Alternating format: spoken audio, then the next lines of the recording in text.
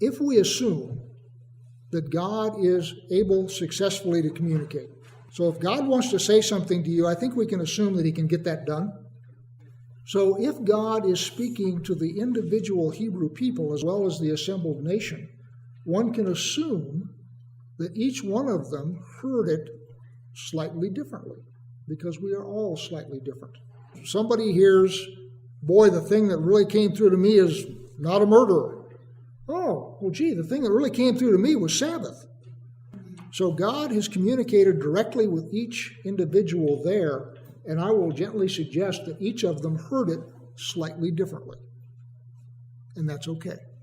Because what you get out of that then is a community where each of us hears the Word of God slightly differently.